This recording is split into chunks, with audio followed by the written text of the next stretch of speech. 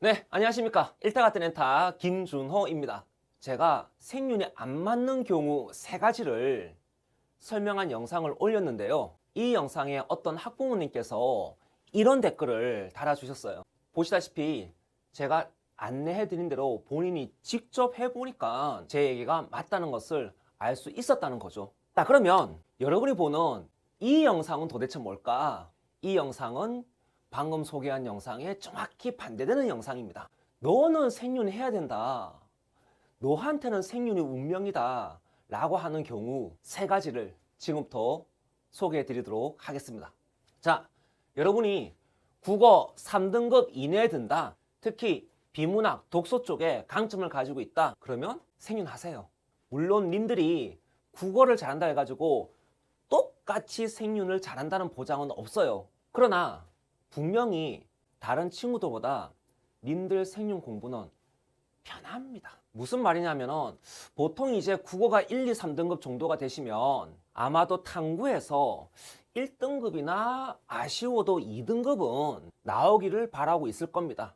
그러면 님들이 국어 3등급 이내라고 한다면 다른 사탐 과목 1, 2등급 받는 노력의 절반 또는 그 이하의 노력으로도 생윤 1, 2등급에 안착할 수 있어요. 자, 그러면은 이렇게 주장할 수 있는 이유가 뭐냐? 생윤이 다른 사탐 과목보다 독해 비중이 높다는 겁니다. 보통 사탐은 지식 의존형 과목입니다. 그렇죠? 그런데 생윤이 다른 사탐보다 독해 비중이 높아서 이 독해로 국어발로 풀리는 문제가 한 20점에서 30점 정도가 있어요. 그러면 국어 잘하시는 분들, 국어 3등급 이내 정도면 이 부분을 편하게 먹고 들어갑니다. 당연히 이분들은 노베에서 생윤 기출문제를 풀어도 30점 내외의 점수를 받아요. 제 내피셜이 아니라 인터넷 검색해 보시면 이런 경우 많이 올라와 있을 거예요. 보시다시피 나 생윤 노베인데 기출문제 풀어봤는데 3점이 나오는데 이거 맞냐? 의심스러운 거죠. 물리 노베가 물리 기출문제 풉니다. 10점도 안 나오겠죠? 예. 동아시아사 노베가 동아시아사 문제 풉니다. 10점도 안 나오겠죠? 그런데 생윤 노베인데 30점이 나온다. 이게 뭐냐? 이런 경우들이 종종 있어요. 게다가 제가 작수 문제를 풀고는 당일날 바로 이런 글을 올렸어요. 생윤이냐 국어냐? 라는 거죠, 이게. 그리고 이 글에 이런 댓글이 달려 있더라고요. 제시문 보고 판단하니까 아리까리한 선지 해결되어서 만점 받는데 큰 도움이 되었다. 이렇게 나오지 않습니까? 자, 그런데 여기서 한 가지는 확실하게 짚고 넘어가겠습니다. 생윤의 모든 문제가 독해로 풀리는 건 아니다. 당연하겠지, 그렇지? 생윤도 당연히 지식 공부해야 됩니다. 제가 수험생들한테 성적 상담할 때 하는 질문이 있어요. 자, 질문할 때는 여러분이 한번 답변해 보십시오. 생윤에서 몇 등급을 받으면 너의 입시가 실패하지 않니? 이 질문의 의도를 아시겠습니까? 자, 님들이 받고 싶어하는 등급 물어본 거 아니에요. 님들의 입시가 성공하기 위한 생윤 등급 물어본 거 아니에요. 질문을 똑바로 정확하게 파악하셔야 됩니다. 저는 입시에서 실패하지 않기 위한 등급이 어느 정도냐라고 물어봤습니다. 만약에 그게 만점 또는 1등급이다 라고 하면 저 생윤 비추한다라는 얘기는 분명히 이 영상에서 해드렸습니다. 자, 그런데 입시에서 3등급 정도면 실패하지는 않는다라고 하는 분들이 있어요. 작수 기준하자면 2등급이 42점이고 3등급이 37점입니다. 그리고 4등급은 30점이에요. 생윤 킬러가 7개 주제로 딱 정해져 있어요. 그리고 얘는 항상 나온다고 보면 돼요. 그러면은 20문제 중에서 13문제가 B킬러가 됩니다. 그렇죠? 그러면 작수를 보자면 B킬러 13개의 평균 정답률이 83%가 나왔고요. 여기에 31점이 배당되었어요. 7개의 킬러는 평균이 48% 나왔고요. 정답률이.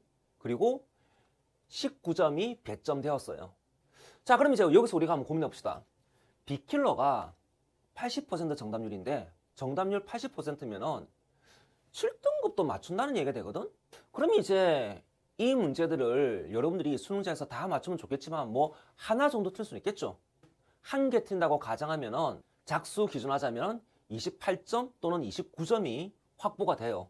그리고 이제 킬러 7개가 19점인데 여기서 우리가 반타작 해가지고 19점 중에 절반보다 조금 낮게 9점 정도 받았다고 칩시다. 그러면 37점, 29점에 9점 하면 38점.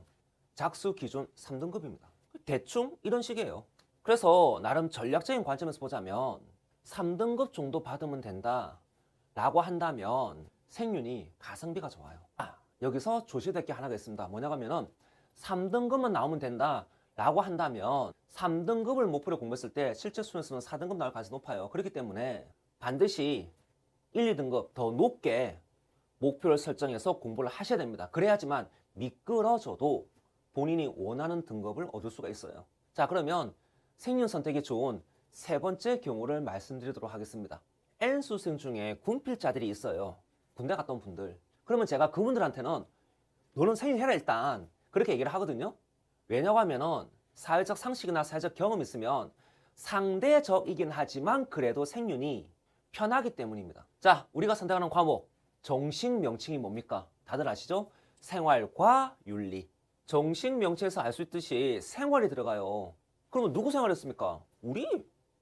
우리들. 다시 말하면 생활과 윤리는 굉장히 우리들의 현실이 반영되어 있는 과목이에요. 그래서 사회적인 상식이라든지 생활적인 경험치들로 접근할 수 있는 그런 문제들 또는 선지들이 다른 사탐에 비해서 많아요. 자, 여기 댓글 보시죠? 상식선에서 좀 풀리더라. 이 글은 아까 노벤드에 30점 나왔다. 이거 뭐냐라고 하는 분의 제 글입니다. 그런데 이분만 그런 게 아니거든요. 자, 저의 바나나 제거 특강을 들은 분들도 이런 반응을 보입니다. 보시죠? 인류적인 상식과 독해의 기본기로 맞춘다니까. 또 보이시죠? 제시문에 나와 있는 그대로 파악하고 좀 읽으라고. 충분히 상식선에서 유추할 수 있는 그런 문제들이 있다니까요. 자, 이분들의 공통된 키워드가 뭡니까? 상식. 그래서 상식이 풍부한 분은 생윤이 편해요.